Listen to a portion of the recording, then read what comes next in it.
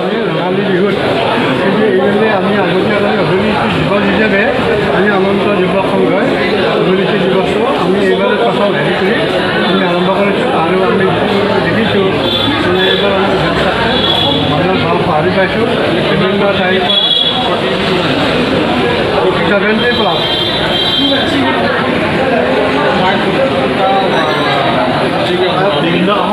বিভিন্ন অসমৰ পৰা আহিছে, মঙলৰ পৰা আহিছে, গুৱাহাটীৰ পৰা আহিছে, কালিকটিৰ পৰা আহিছে, গুৱাহাটীৰ পৰা আহিছে, গুৱাহাটীৰ পৰা আহিছে, বিভিন্ন ঠাইৰ পৰা আহি আমাৰ ইয়াতে কিছু এটা সহায় সহযোগ দিছে। আমি তাৰ কাৰণে আমি তেখেতক আমি ধন্যবাদ জ্ঞাপন কৰিছোঁ।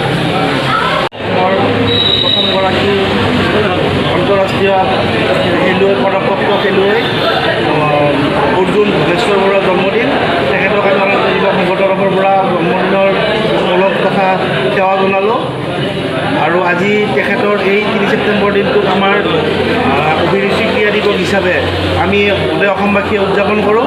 আৰু সেই অনুষ্ঠানটিৰ লগত সংগতি ৰাখি আমি অনন্ত যুৱক সংঘই আজি অভিৰুচি ক্ৰীড়া দিৱস উদযাপন কৰিছিলোঁ। ইয়াতে প্ৰায় অসমৰ বিভিন্ন প্ৰান্তৰ পৰা ৭৫জন খেলুৱৈ অংশগ্ৰহণ কৰিলে আৰু আমাৰ অনুষ্ঠানটো সাফল্যমণ্ডিত কৰাত সহায় কৰিলে। লগতে আমি এই অনন্ত যুৱক সংঘৰ তৰফৰ পৰা প্ৰথম অসমীয়া অলিম্পিকত পদক বিজয়ী লাভলীনা বৰগোহাঁই লৈ আমি অনন্ত যুৱক সংঘৰ পৰা আন্তৰিক অভিনন্দন তথা ওলগ জ্ঞাপন কৰিলোঁ আজি এই অভিৰুচি দিৱসৰ শুভ দিন।